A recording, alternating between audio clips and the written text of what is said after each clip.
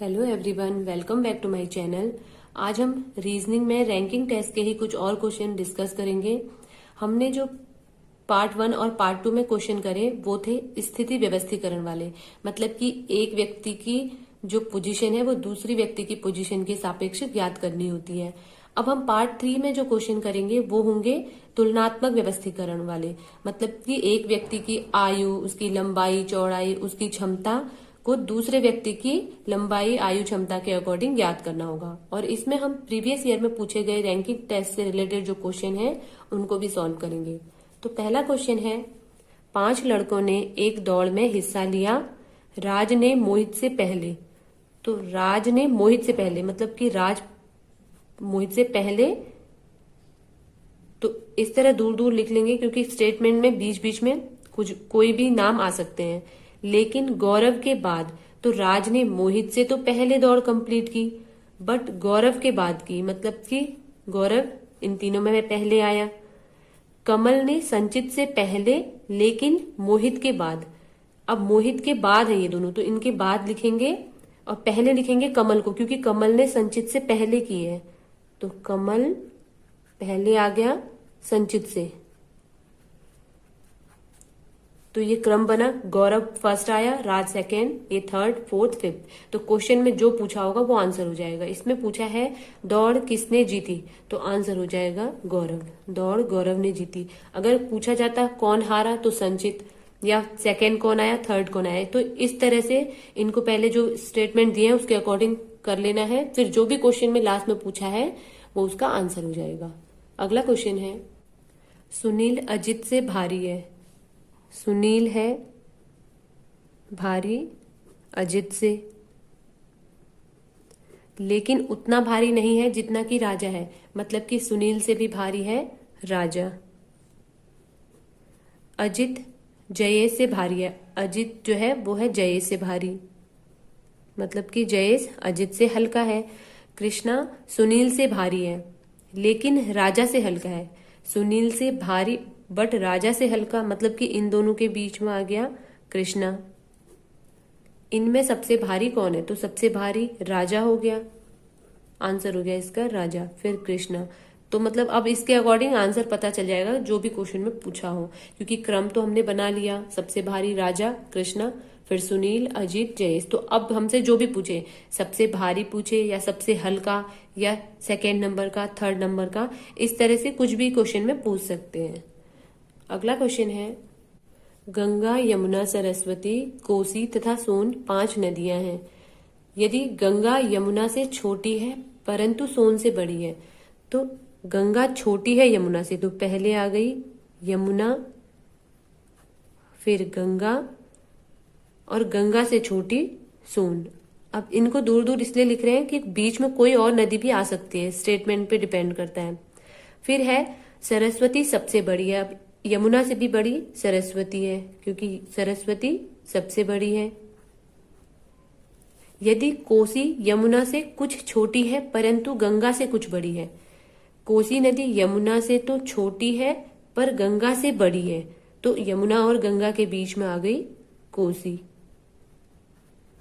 अब बताना है सबसे छोटी नदी कौन है, तो सबसे छोटी नदी इसमें हो गई सोन, तो आंसर हो गया सोन। तो अगर हमें इस तरह इसको जो भी स्टेटमेंट जैसे दिया है वैसे लिख लेना है, बट आंसर फिर अपने आप आ जाएगा। बड़ी पूछे तो सरस्वती, छोटी सोन, या सेकेंड नंबर की, तो इस तरह से इनको करना है।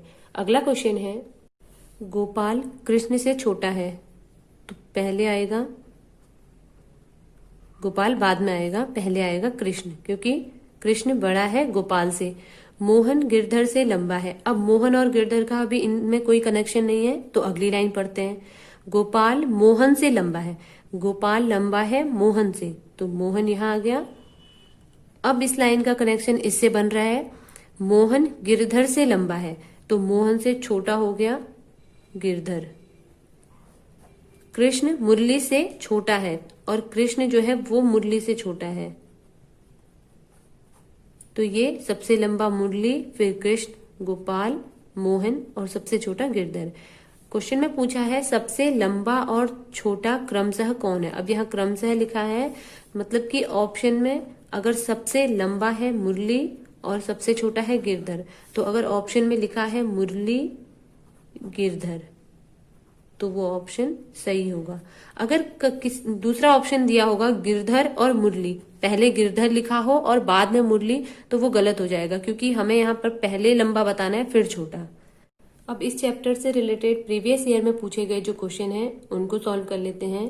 पहला क्वेश्चन है, अर्चना सुषमा से बड़ी है।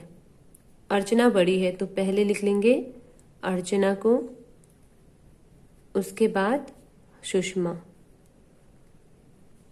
भारती अर्चना से बड़ी है, अर्चना से बड़ी भारती, पर दुर्गा से छोटी है। भारती अर्चना से तो बड़ी है, पर जो दुर्गा है उससे छोटी है, मतलब कि भारती से भी बड़ी दुर्गा है। दुर्गा सुषमा से बड़ी है, तो ये तो ठीक ही हो गया, दुर्गा यहाँ है, सुषमा यहाँ, तो दुर्गा बड़ी हो गई। सुषमा भारती से छोटी है, ये भी ठीक हो गया, क्योंकि सुषमा फिर लास्ट में है। एवं गीता सबसे बड़ी है, अब इन सब में सबसे बड़ी है गीता। तो बताओ कि सबसे छोटी कौन है? तो सबसे छोटी इसमें हो गई सुषमा, तो आंसर है इसका ऑप्शन बी। अगर पूछा जाता सबसे बड़ी तो गीता, पर पूछा गया है सबसे छोटी, तो ऑप्शन बी इसका राइट आंसर हो गया। ये क्वेश्चन 2014 में पूछा गया है। अगला क्वेश्चन है, लड़कों की एक कतार में प्रमोद दाईं ओर से 12वें स्थान पर, प्रमोद है दाईं ओर से 12वें स्थान पर, तथा सुबोध उसी कतार में बाईं ओर से 15वें, और सुबोध है बाईं ओर से 15वें स्थान पर। यदि वह आपस में स्थान बदल लेते हैं, मतलब अब प्रमोद आ गया बाईं ओर से 15वें स्थान पर और सुबोध आ गया दाईं ओर से 12वें स्थान पर। जब ये दोनों आपस में स्थान चेंज कर रहे हैं तो सुबोध बाईं ओर से 17वें स्थान पर आ गया। अब बताना है कि प्रमोद व सुबोध के बीच कितने लड़के हैं। तो जब हमें प्रमोद और सुबोध दोनों का एक ही तरफ से पोजीशन पता चल गई तो उनके बीच कितने लड़के हैं आसानी से पता चल जाएगा। तो 15 प्रमोद का है और 17 सुबोध का क्रम है, तो इनके बीच में जो 16 नंबर का लड़का है वही होगा, तो आंसर हो गया इसका 1। सिर्फ इनके बीच में एक लड़का है। अब हम इसको एक शॉर्ट ट्रिक है उससे कर सकते हैं। जब भी किसी की जब पोजीशन इंटरचेंज वाला क्वेश्चन आता है और उसमें दो लोगों के बीच कितने लोग हैं ये पूछा जाए, तो जो परिवर्तित क्रम है, सुबोध का परिवर्तित क्रम दे रखा है 17, उसका जो प्रारंभिक क्रम है वो है 15 -1, तो ये आ गया 17 - 16 = 1। तो इससे भी हम इसको सीधे सीधे निकाल सकते हैं, इतना लंबा करने की जरूरत नहीं पड़ेगी। बस जिस व्यक्ति की भी परिवर्तित क्रम दे रखा है, सुबोध का परिवर्तित क्रम 17, उसका प्रारंभिक -1 कर लेना है तो आंसर आ जाएगा। अगला क्वेश्चन है, पेड़ों की पंक्ति में एक पेड़ बाएं छोर से 7वां, बाएं से है 7वें स्थान पर और दाएं छोर से है 14वें स्थान पर। पंक्ति में कुल कितने पेड़ हैं?